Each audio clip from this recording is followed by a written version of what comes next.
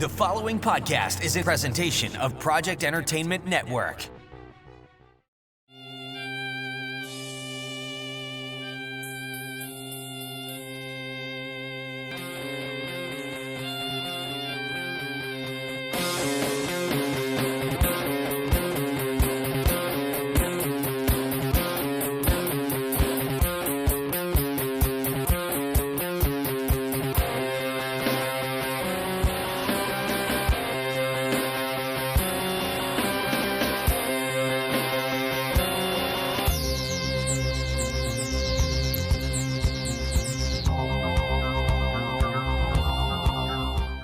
Welcome back to the Horror Academic, and it's a very special episode today because I have a guest. I was going to say a live guest. We're kind of live, but this is live today, right?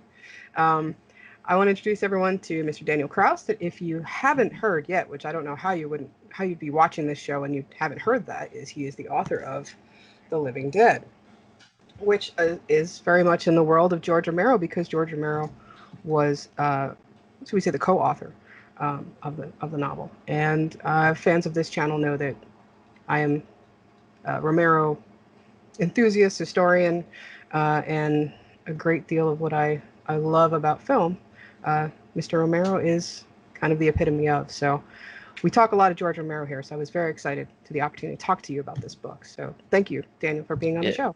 Of course, thank you. It's nice to talk to someone like-minded. Well, I hope everyone who's a fan of the films branches into reading the literature, because this is very much canon, right? This is part of the world. Mm-hmm.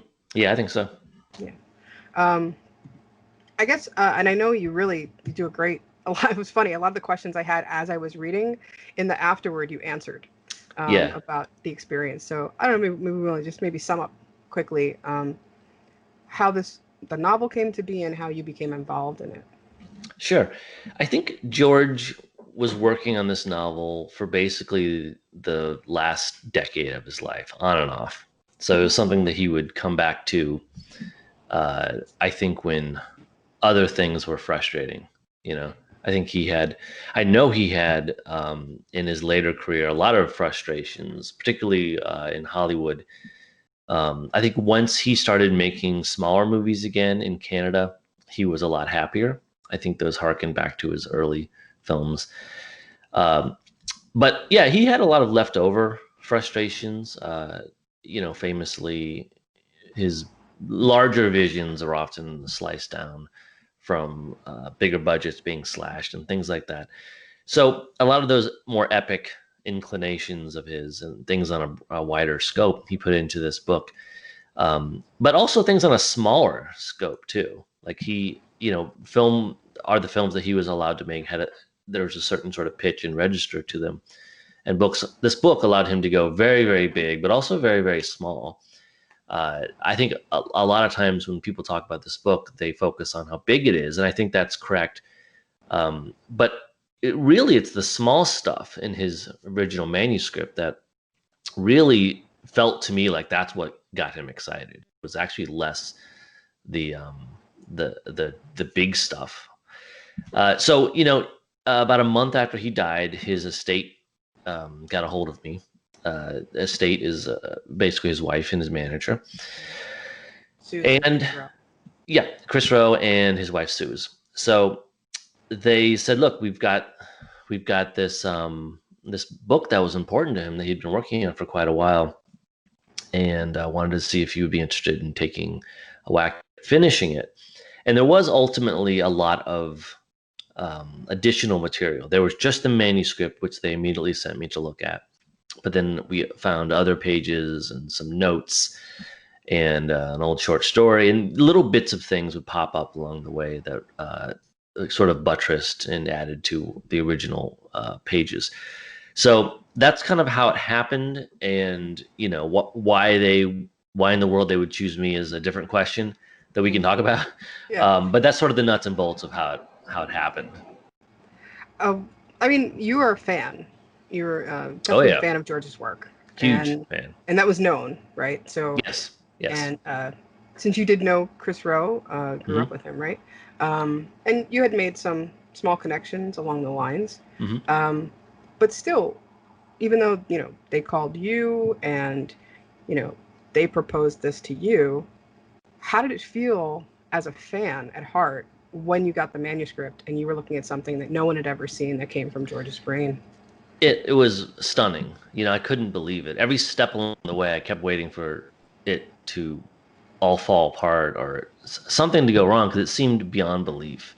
I think when I received those pages through the email, it was a PDF of them.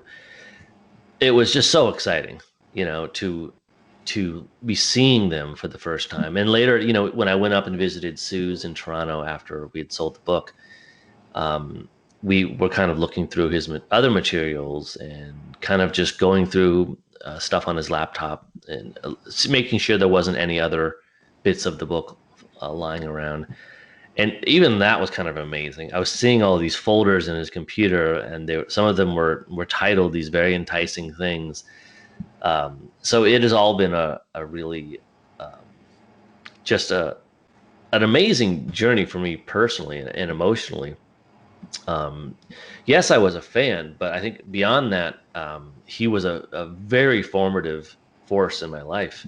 He really affected who I was as a person as I grew up. And long before he affected me as an artist, well, I guess simultaneously, but that part wouldn't come out for a while. But he certainly affected who I was as a boy and a young man, and continues obviously to affect me today. Did it feel kind of like there's the initial, oh my God, this is amazing, and did you ever feel like there was a lot of pressure? Yeah, well, I mean, I get that question a lot. Yeah, I think the answer is yes, but I'm also pretty good at burying that kind of stuff. Right. I try to my method when I've been involved with a few different bigger projects in my life, and my method has always been just to get to work as quickly as possible and work as hard as possible and just get rid of that worrying time so that I don't have time. And with this book, there was so much to do. It was so big of a project, and there was so much planning and research that had to be done, months of it. I really could get to it right away. There were things that I could do the next day, just starting with, rewatching all the movies and all that. So there were immediate steps I could take to make myself really busy. Mm-hmm. And that busyness never stopped for a couple of years. Well, it's great, and I love hearing the depths of research you went through, rereading things you had read, seeking out every interview you could find, listening to commentaries, documentaries, things that he had said about other films. And I really love that because I think that helps give the finished product a singular voice. Mm-hmm. And I appreciate that a lot because it doesn't, I'm not spending the time trying to figure out, is this George's voice? Is this Daniel's voice? Right. I appreciated the ability for you to kind of dive into the brain of where this came from. So, and I think it shines through, and I love that. And I think a lot of people who are reading it now probably feel the same way, I was also, when I read the book, after I finished it, it made me go back, and I had a few years back, I think some people might remember. Mm-hmm. Yeah.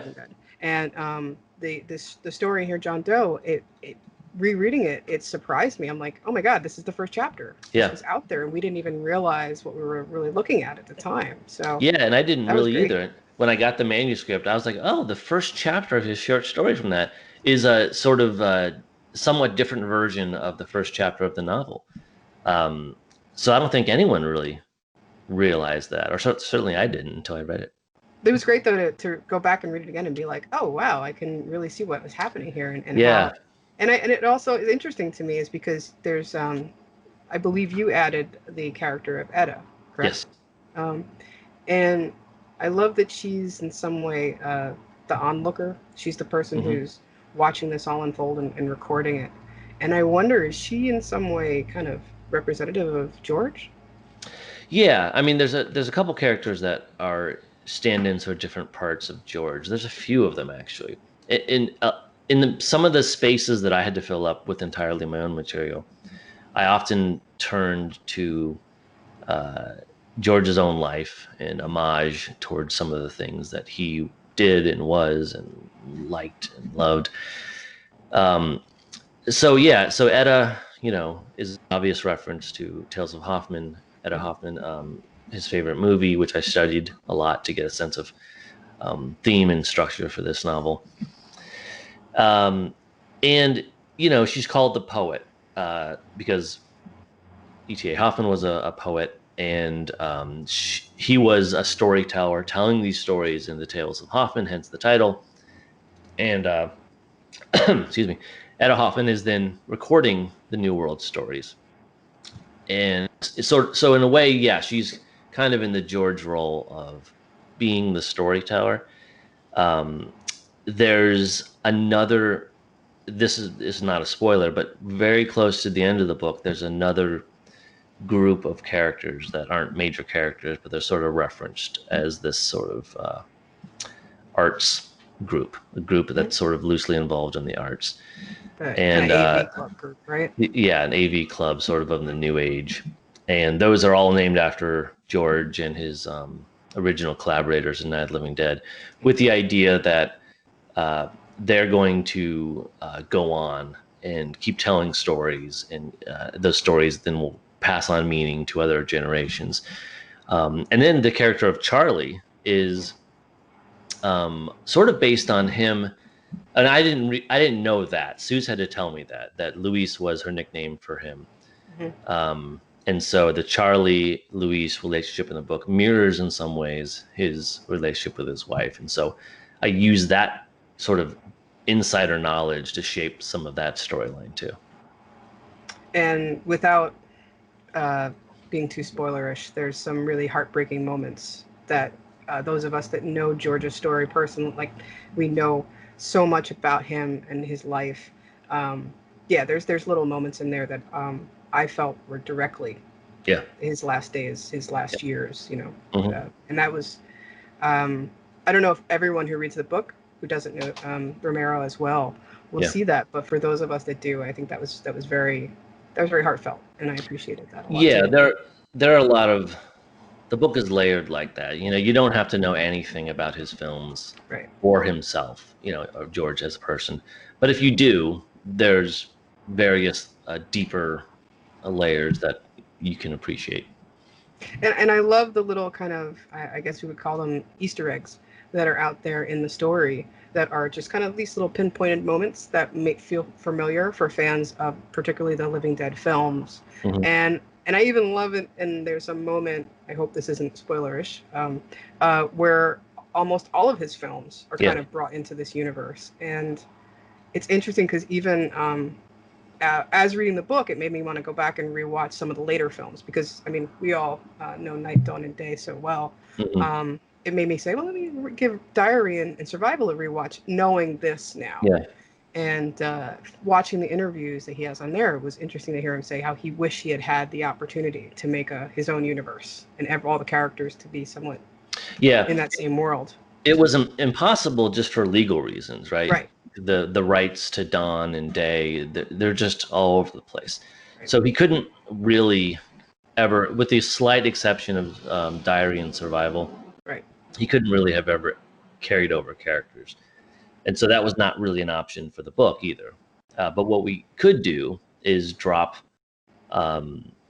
subtle references to a larger world. And again, it was important to me to not limit those to the zombie films. Mm-hmm. My interest in this project, my interest in George was never zombies particularly. It was always just George Romero, period.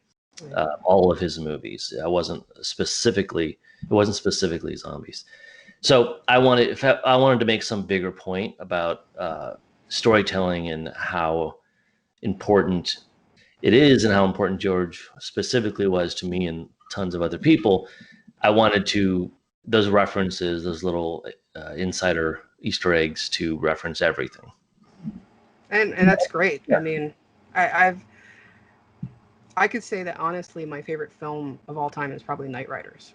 Oh, that's great. Yeah. And I loved I love anything that acknowledges the existence of Knight Riders. Let's Yeah. be totally honest. Yeah. That's one of those things you don't get to hear enough about. And so just to see even our Season of the Witch or Martin and these great movies that unfortunately don't get remembered as often. And I love the idea of him having that shared universe he wanted, you know. And I think that's great how it's subtle. Like you said, it's not, if you are not someone who have seen his entire catalog, it's not going to take away at all from your enjoying of the story, which is, that's a fine line to have to walk, I guess. Yeah, it is. But yeah, it was important that this book could completely stand alone. One benefit we all have from him not being able to reuse characters is that he was able to, he didn't rush out and make a zombie movie every year. Generally a decade would pass. So it would make sense that he would have new characters, and the films were so much richer for him having paused for a decade to gather his thoughts for the next film. So those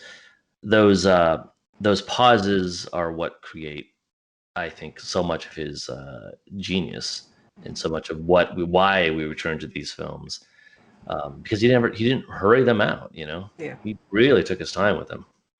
I mean, that's what's great about the independent spirit that George kept. Even when he was involved with bigger studios, he still had his own way of doing things. And story is king, and character is beyond the importance of, jump scares and gore or any of those tropes that we were used to with most horror. And I think that's what makes these so different from many other directors. Yeah, I always think that that's the case, that, George wasn't a big horror consumer. He didn't watch a lot of horror films or read horror novels.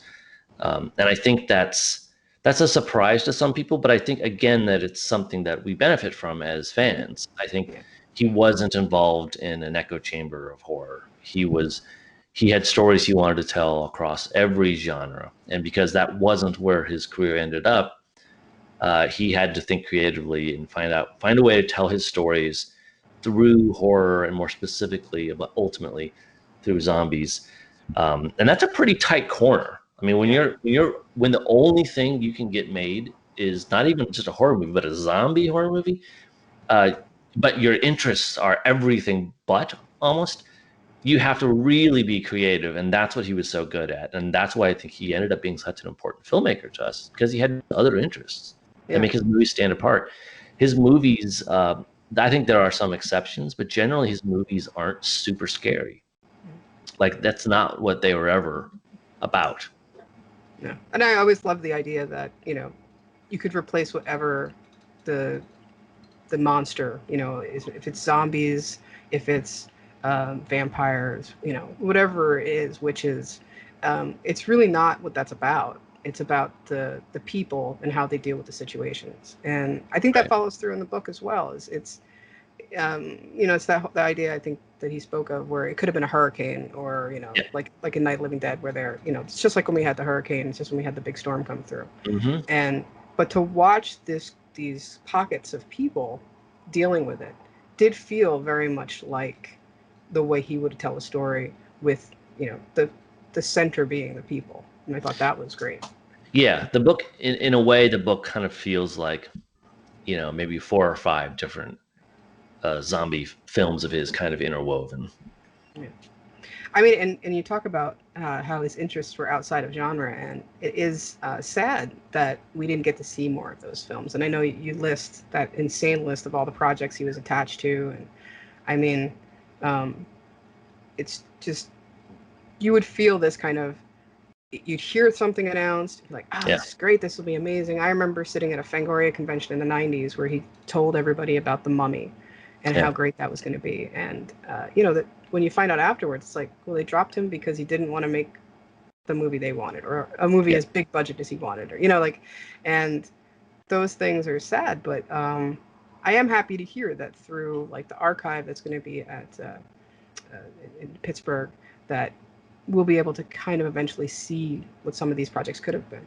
Yeah, and it's gonna, for super fans, it's gonna really blow some minds Yeah. because there's so much in there. There might be hundreds of treatments and screenplays, and they really are all over the place. I mean, I guess it's primarily horror since that's where he knew he had to work and where he had the best chance of getting things made. But there's a lot of stuff in there that's not horror, Mm-hmm. and that I think will be surprising and illuminating about him and what he wanted to do. There's romance, there's science fiction, there's westerns, it's all sorts of stuff. It's great. At least we'll get to see it in some way. Um, Actually, I don't want to. While we're on that track, I don't want to forget the fact that behind you, you have the poster for the amusement park, which many of us Yeah. are still waiting, still, looking for that opportunity. Unfortunately, COVID, I'm sure, put a damper on some of those screenings that would have happened this past few months. But can you tell us a little bit of how you're involved with the amusement park? Well, I'm not really involved at all. Well, I mean, with it becoming kind of surfacing again. yeah. I mean, my involvement was really that my conception for the final act of The Living Dead, without getting too specific, always sort of involved an idea of kind of hospice care. I'm being vague on purpose.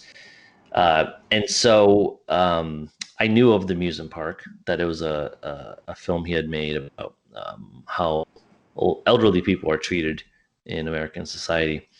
And so one of the first things I asked after meeting Suze was, do you know anything about where, is there any possible way of finding this film? And she was like, oh yeah, we recently found it, and we're going to restore it. So because it was something that might be, possibly hugely helpful for me to have his insights on those things for this ending of the novel. She let me see it. This is before it was restored, so it wasn't as pretty as it looks now. Yeah. But I did get to see it quite early, and it's just fantastic. It's a major rediscovery. And it's one of his, and I said earlier, I don't think he made films usually to scare people. But this one's scary. It's not technically a horror film, but I think it's one of his scariest films. Yeah. It's really disturbing and disorienting. It has that feel of The Crazies, where there's just like the edits are really fast, Mhm. and it's the soundtrack is loud and it's really bright. It takes place in the bright sunshine. And there's just something really disorienting about it that I find kind of unnerving to watch.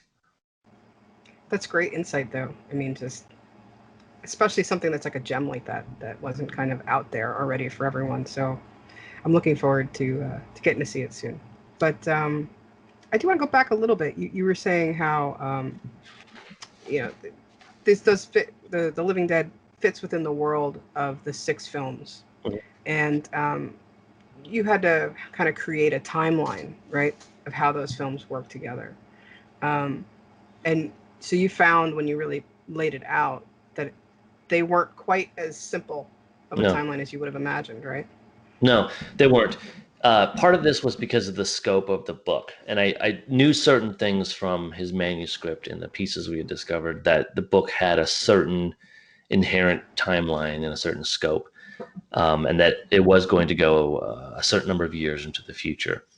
And so, just sort of trying to be logical about it, my thought was, all right, if I can map out the progression of the zombie uprising as he laid it out, I can sort of begin to then understand the rest of the line, where it was going into the future. And that's when I, started to try to figure out what order the movie should go into once you ignore the decade shifts, like he always did. And that was pretty obvious that they weren't in the right order, because Diary of the Dead more or less happens on day one, and so did Night of the Living Dead. So I knew there was a major shifting that had to go on. So I just started studying all the materials. Some of the movies just state outright how long it's been since the zombies started to rise. Sometimes I had to go to the screenplays, or sometimes the commentary tracks. In the case of Dawn, I think I went to the novelization. Yeah, I think that spells it out more. Yeah, so eventually I pieced it all together. I should have this memorized by now. It's night, diary, Survival, survival, I think, yeah. um, dawn, land, day. See, that's the tricky part, like the land and day, how they fall together. Yeah. Yeah. Wait a minute, I have it. Yeah, I yeah, have yeah. it right there. Yeah, I got it right. Yeah. Night, diary, survival, dawn, land, day. So day is It's still still the end, right? the end as far as it takes it 5 years out, and that's as far as his movies ever went. And then the book takes it another 10. Mhm. Well, that's the interesting part about the books is kind of laid out in 3 acts, right? Mhm. There's the three periods, the very beginning, kind of almost pre-night, right? The first section, and then Yeah, I mean it's arguable. It's simultaneous almost. okay, and then there's this, like you say, the shorter section deals with what the movies deal with, and then Mhm. it's 15 years from Yeah, the first case on the right. end. So there's a lot of characters in the book. Mhm. Like I said, it's a pretty hefty novel. Um, and there's groupings of people, groupings of survivors. And because the timeline was so vast, did you have to kind of map that out as well, like where people were at what times? And Yeah. there's a lot of movement. So Yeah. I found that interesting. Yeah, the answer is yes, big time. Yes. This was not a book that could be written sort of on the fly. It was way too complicated, and the material we had from George wasn't all stuff from the beginning. It was kind of spread throughout the book. There was stuff that he wrote that was at the very end of the book. So I had to plan all that out, like uh, it's almost like stones across a stream. Like he had certain stones he had laid out, and there were some big gaps between them that I had to fill, but I always had to sort of make it back to the next stone along the path. So that was complicated to make that all fluid and make it all feel like one piece that was working together. So that required a lot of planning up front. Um, so I had tremendous amounts of outlines and timelines and months of work really before I started messing around with any prose. And the other thing that I found interesting about the fact that there are so many characters to keep in kind of play throughout the story is, and maybe you can talk about this from your perspective of what was the importance of such diversity. There's diversity of ethnicity, Mm-hmm. of race, there's of sexuality. How did that play with kind of making this a real world? Right. So some of that I think is just baked into the manuscript I was presented with, and is part of what George did in his career. You know, Yeah. starting way back in 1968, he was pretty good about casting in a diverse way and having female leads, and that was always something that I think was important to him and sort of instinctive to him. It just sort of was a part of who he was. Uh, Part of the planning of the book that was helpful, rather than just sitting down and making it up as I went, was that I started to understand that a big chunk of the last act was going to be about uh, the attempt to recreate the world in a better way. And with that understanding, I mean, Romero would sort of allude to such a thing, you know, especially in Day of the Dead. You know, had a, you know, one of the characters says we should take all these records of the world and just throw them away and start over. But you never get to really see it. This book gives you a glimpse at a group of survivors who do have a chance. It's come about in a terrible way of restarting society. And the question is there a better way to do it? And what would that look like? And what would, to be successful, it would have to, I think, intrinsically, it would have to be different from the way the society was set up before, which is to say, it needs to be made up of different people from different races and sexualities and everything, to have a chance of creating a utopia, or as close to one as we can get. That's a pretty good start, is to not start by saying it's going to be all white guys. That's not going to go. That's not going to work for everyone. That's how we got where we are now. So yeah, so it became a really important part of seeding these characters early so that they would have a chance to be a part of this bigger thing at the end, near the end. And there's a line, I hope this isn't too revealing to say that the irony that we would end up in Toronto, and a place that's known for being multicultural and more open. I also found it interesting that there's this progression of what kind of humanity that's like a migration that goes from like maybe New York and Pennsylvania to Canada. And I couldn't help but thinking how that mirrored George's life as well. Do you think that was baked into how that happened? Yes. I don't know. Believe it or not, even I forget who did what in this book sometimes. But certainly, if not in his manuscript, in his previous work, he did posit Canada as sort of an escape. That's where they're heading in Dawn of the Dead. And in his life, that's where he headed. He spent some great years in Pittsburgh. He spent some years in Florida too. But Canada was really was his second home. It's where he found, I think, a lot of happiness. Like once he sort of left Hollywood finally after a lot of misery, he sort of found a filmmaking spirit, I think, in Toronto that harkened back to his early days of independent filmmaking. So Toronto ended up being not only an important place in his films, but an important place just to him as a person.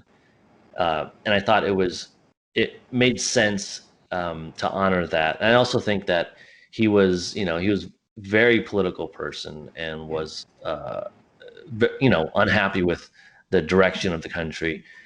And, he was, I think, pretty American to his core, but there's something to be said, the fact that he did leave, like he not defected. He was still a citizen in a American citizen, but he became also a citizen of Canada, in his own small way. I'm speculating here, looking for a society that lined up better with his ideals, which for him he was really a pacifist.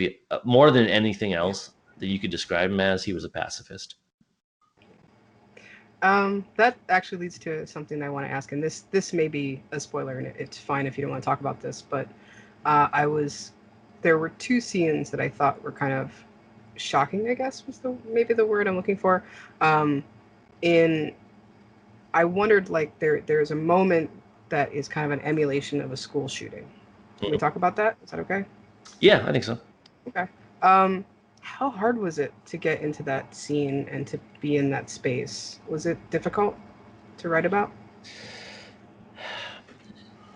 I mean, I don't know that it was more difficult than anything else. When I get going on these projects, especially these larger ones, it's, I really plow ahead like it's a job. Well, it is a job. But, I'm working 8 hours a day, usually at least 6 days a week.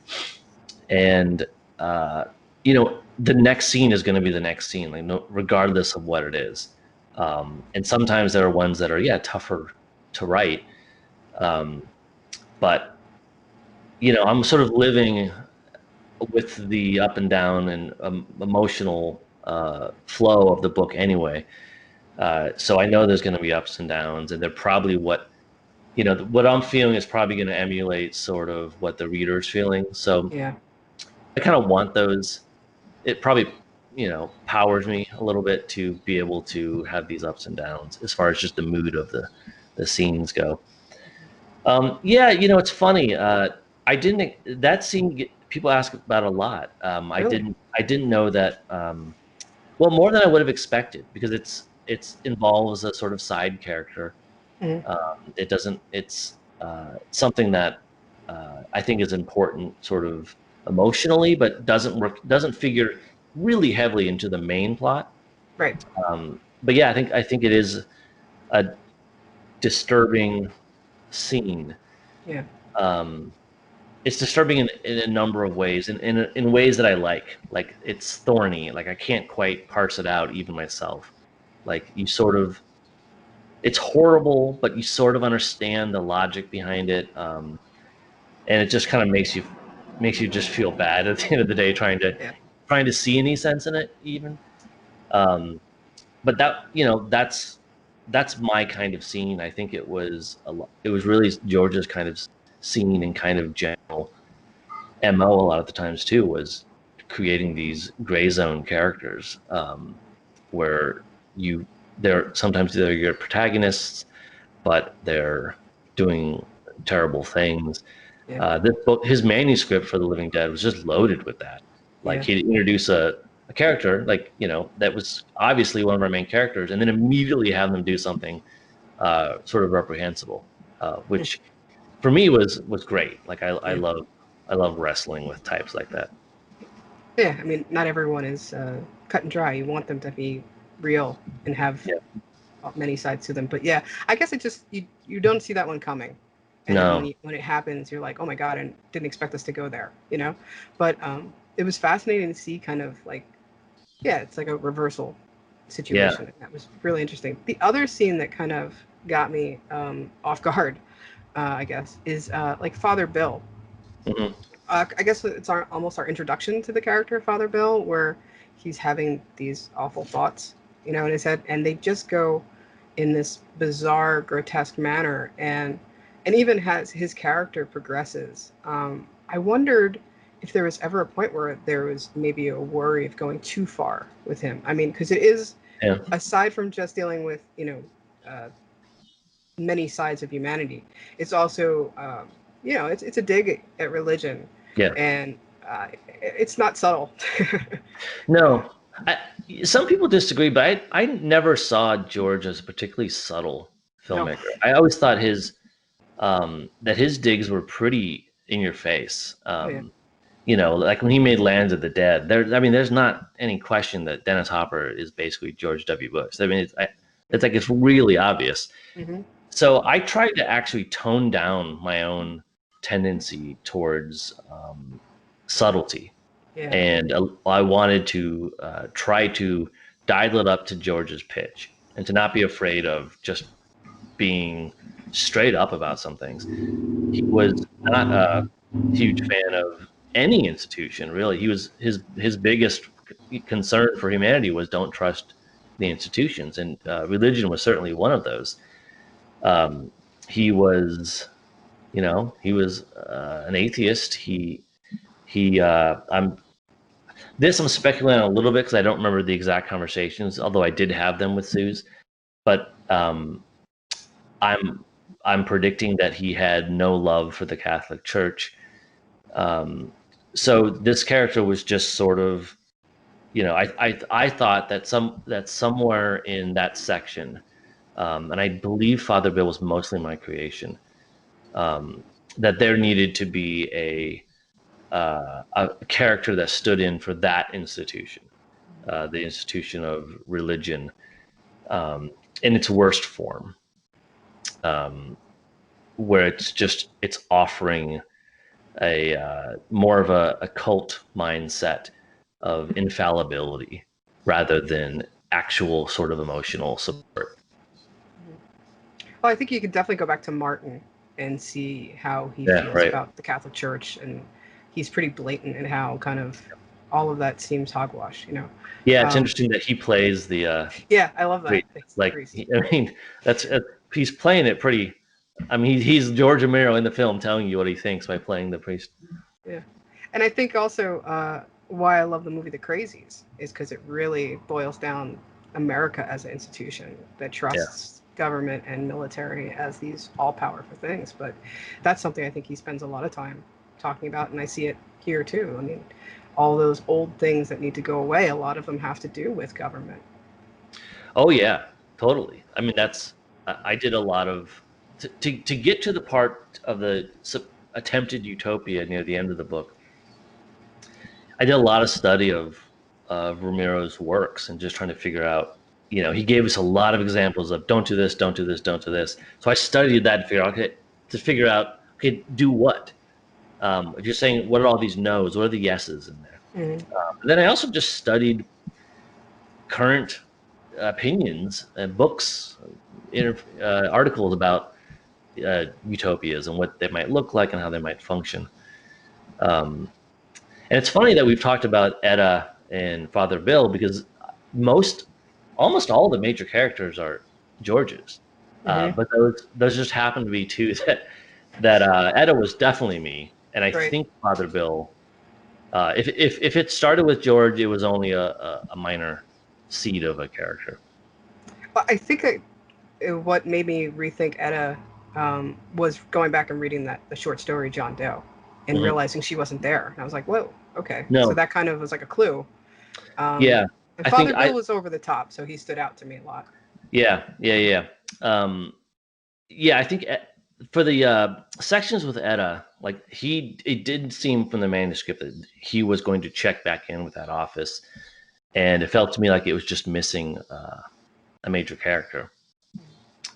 So she, out of the characters that I sort of invented, she's definitely my favorite. And I think we relate to her a lot in the story. There's this, we're seeing a lot of it through her eyes, and I like that aspect. Yeah, and I just sort of relate to her as a person personally. I mean, like I'm not as uh, extreme as an introvert as she is, but I am one, and I get that feeling of wanting to be alone. You know, I don't want the fate that she sort of accepts rather readily, but I get the impulse behind it. Yeah. Yeah, there's definitely something appealing. And I guess it's kind of ironic that we're dealing with this kind of epidemic and like we were mentioning before, this doing things this way Mhm. because we're all still confined. Um, but it's that, well, it's what you get when you ask for something is not always what you really want. Yeah. And we can relate to that, I think, in Edda, who eventually realizes she wished she had these kind of connections with people she did not. Mhm. Um, and that kind of brings me to something because you talk a lot about your research on George and his beliefs and his thoughts. How much did you have to research some of the institutions that were kind of in the trappings of, like Mhm. the city morgue processes, Yeah. the aircraft carrier, the government department, the newsroom? How much of that research did you have to do? Yeah, I had to do a lot. For a lot of those, George had clearly done some major research. In fact, all the ones you just mentioned, it was on the page, a lot of detail. None of that research survived. So when it came to extending those scenes or finishing those sequences, I don't know where he got his information, but it was not there. So I had to start from scratch generally. uh, I didn't know much about really how a morgue worked, but you know, I'd written books that involved dead bodies before in a kind of intense way, so I had some sense of that. Aircraft carrier, though, forget it. I didn't know Yeah, anything that about seemed like an aircraft carrier. alien place completely. Yeah. Oh boy, I mean, and just Navy hierarchies, and just that was in itself a huge research effort. That again, George, from what he had written, clearly had done some research, but I had to start from scratch. It was one of the more difficult 100 or so pages that I've ever written, or maybe it's probably closer to 200 all said and done. Just because I was starting at zero, I knew nothing, and it's not like learning about how to steer a boat. I mean, it's an entire city, it's an entire ecosystem that has so. I mean, you could study your whole life and never fully grasp it. But I will say that when I visited an aircraft carrier, the person showing me around was a huge. Ended up by luck just being a huge George Romero fan, Nice. and when he gave me the tour, he was really helpful because he was thinking creatively. He was like, "Oh, a zombie could get sucked into this engine here, or he could fall down this." So yeah, I did encounter that during research. I would just find people randomly who were already fans, and Mm, so they were more eager than they might have been usually to help out. that's a great little help there. Yeah. um, Another thing that kind of got me, and it shifts throughout the story, is capitalization. This is an odd one, Mhm. right? But like when we in at least in the first half of the book, I guess you'd say, when talking about the dead, um, there's the capitalization for they, them. Mhm. And that, as I guess, as people shift, that subtly goes away. Mhm. Was that something that you brought to it? Is that something that was kind of baked in? I think I brought that to it because it was something that was easy to instill. Like you're just changing, a lowercase letter to an uppercase letter. So it was something very easy to bring into it. That didn't mess really with anything that was already there.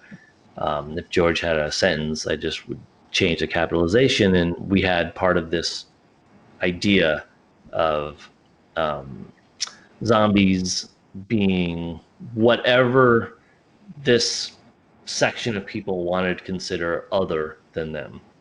So they and them become this.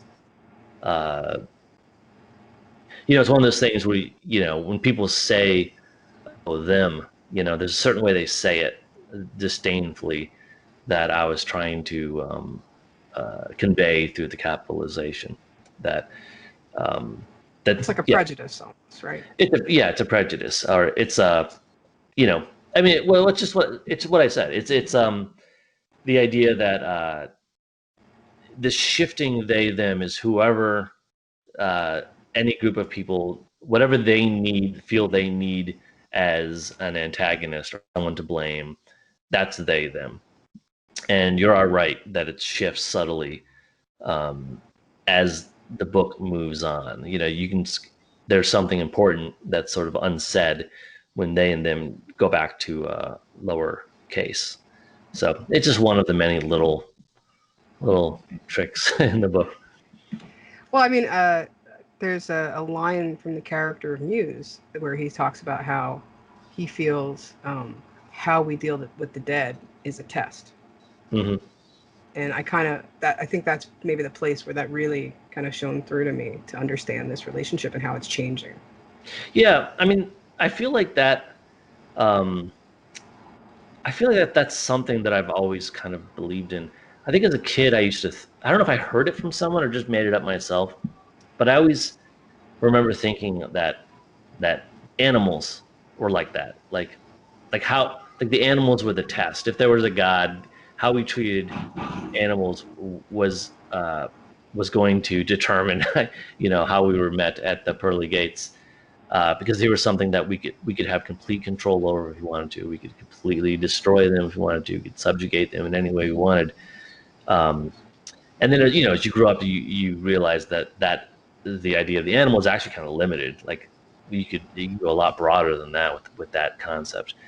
Um, so yeah, I mean, I feel like you saying that about the zombies is just another way of saying that how you treat the least fortunate of your society is says everything about what kind of person you are, or what kind of society you're part of.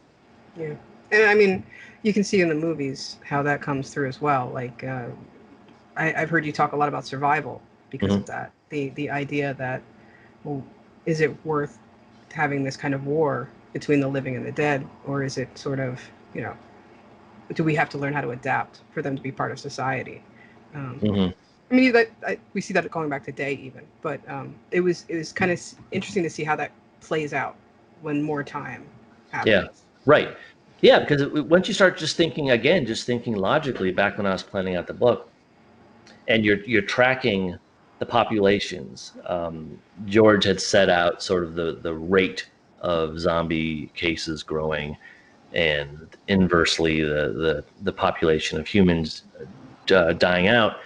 But there comes a point where that chart stops working, where there's not enough people alive anymore Yeah. who are screwing up like they used to screw up. That would create more zombies. So at some point, the zombies have to start dying out. Because they're not being created anymore. Hmm. So that's something that was really fascinating to me. And George got into a little bit with his manuscript, and then I certainly ran with it. With just that idea, what happens next? Do we just now that however many few of us are left, we once again have a potential power position over the zombies. So once again, we have a chance to be number one again. So what are we going to do with it? Are we going to do the same? Are we going to make the same mistakes we made last time? Or are we going to interact with this weaker class of people as we've always acted against weaker classes? And I think that's what's interesting as you see kind of in the story, this what they start to call the second dark age, and this kind of resetting of the planet as our position shifts of importance, and how the nature starts to heal that idea. And also, and I guess also having just rewatched Diary, it was very poignant how technology going away is what saves us in a way also. So yeah, and I know that was a big issue for George. That it really was. He was a borderline technophobe. He thought technology, and his wife just will tell me this straight out. Like, he thought technology was going to be the end of us, one way or the other, that we would destroy ourselves with technology. So yeah, he never got. I mean, Diary of the Dead is amazing in a lot of ways and pretty prophetic, but it was probably a tad early for the omnipresence of smartphones. So that element he never got to really incorporate into a movie heavily, but it seemed a no-brainer in this book to deal with that in a serious way, because that's, he dealt a lot with sort of American addiction to consumerism and things like that. But these days, that consumerism, people buy things off their gadget, so that it's all funneled through the little dark mirror that we hold in our hands. That's how we consume now. Now we're not just buying clothes like the people in the mall and Dawn of the Dead were. We're buying everything, including our own self-worth, and we're selling ourselves in some ways for likes and favorites. So it felt like a very natural thing to write about. And you're right. I think the cleansing of the planet, which again, it sounds like a radical idea, but it really starts to make sense when you just look at those 15 years logically. We're gone. We're hiding in corners. The nature is going to come back. Animals are going to revive. New species may take root, and technology is going to go by the wayside. Again, giving us a chance to rethink technology. I mean, there's a lot of things I'd love to still talk about with the book, because there's so much in the story. But I know we're running out of time a little bit. I wanted to see, did you feel in some way in him writing and starting to write this book, is this kind of in response to everything that came after? I see there's little moments that I could feel may have been maybe not a reference to other zombie materials that came after, but I know he was very aware of things like Resident Evil and Walking Dead, and it had to be kind of in his brain. Is this his way of kind of setting it straight and saying, this is how it should play out? I think so. I mean, he generally wasn't a fan of really any other zombie work. So there was rare exceptions to that. Yeah. Like Shaun of the Dead's the only one I could think of, to be honest. Yeah, he liked Shaun of the Dead. He liked a book called The Zombie Autopsies. Okay. So he was a fan of that. So he did have these exceptions, but generally he wasn't interested in that, which shouldn't shock us, because he wasn't really that interested in horror. Right. He found other people's zombies just kind of illogical. Like there's no way they would run that fast. They wouldn't go after brains because the skull's too hard to crack. Just like really kind of simple stuff.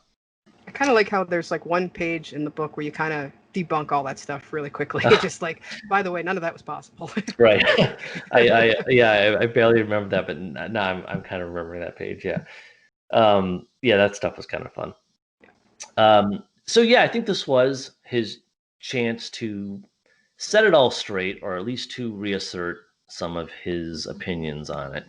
And more than anything, I think to sort of end the conversation in a way. Like, I'm not saying he's trying to stifle the conversation, but but he started something in 1968, and I think this was at least an attempt to end that conversation and say, all right, here's one way anyway that it could all end, and it stays very true to just all of his inclinations. He wasn't interested. The last thing he was interested in would be what most people would do if they were writing a zombie book today, which is come up with some blazingly new angle on the zombie itself. Our zombies have laser eyes, or whatever. He was just, these are classic Romero zombies, and they are here to draw attention to human failings mostly. I did want to ask you before we have to go. What's next for the book? I mean, there's a lot in this story. Reading it, I couldn't help but thinking that this could be like a Stand-like miniseries, or Netflix show or something like that was maybe confined to this story, but still have plenty within it to tell, or even like graphic novels or something like that.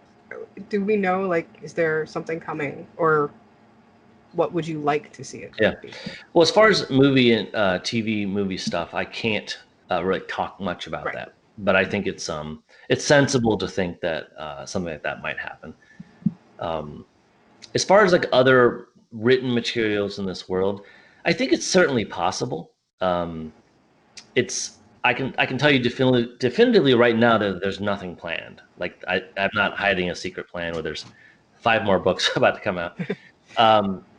But the world is huge, so there's certainly material there. My hesitation would be I wouldn't want to personally dive into that without some heavier involvement with something that George did. Right now, that like what I'm saying is some other piece of material, whether it was another chunk of manuscript that we found, or at the very least some sort of treatment that he wrote for something.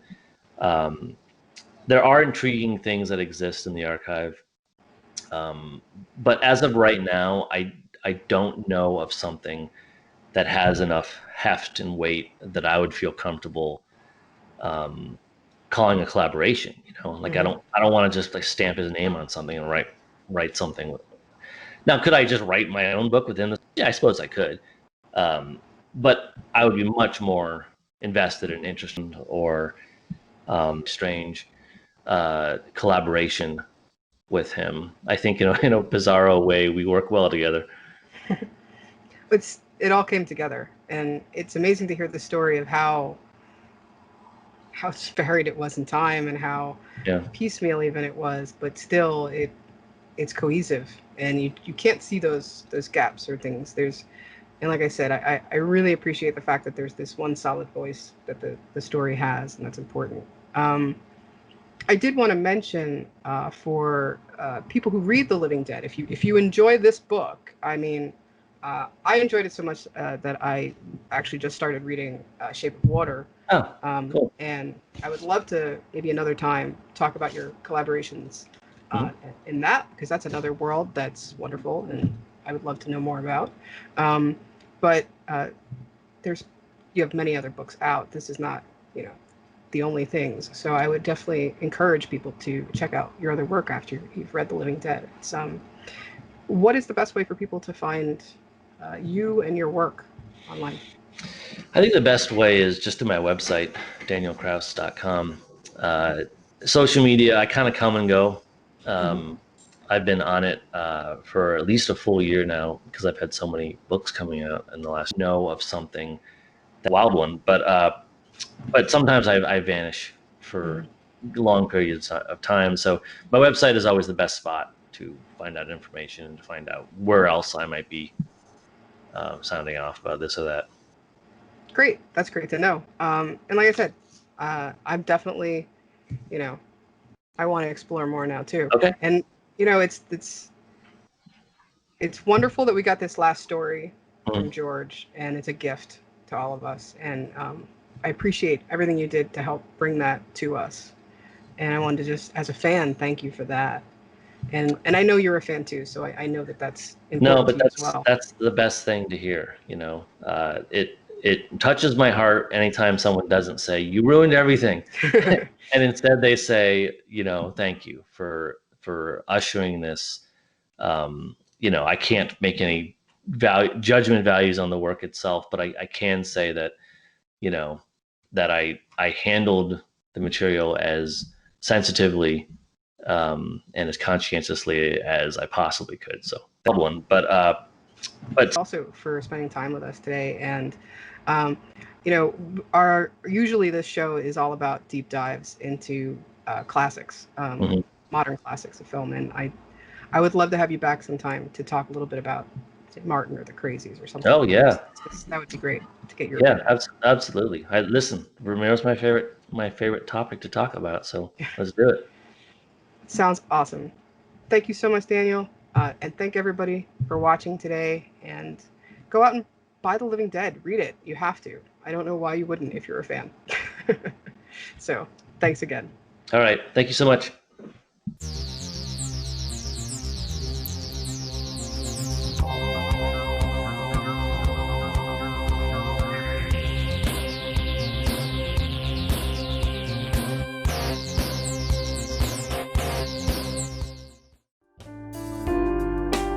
Jason A. Meiske here, and I invite you to join me each Tuesday on the Sample Chapter Podcast, the show where authors from all over the world read a sample chapter from one of their books. There's been sci-fi, westerns, horror, romance, thrillers, and even the weird, so you're sure to find your next favorite book every Tuesday on the Sample Chapter Podcast.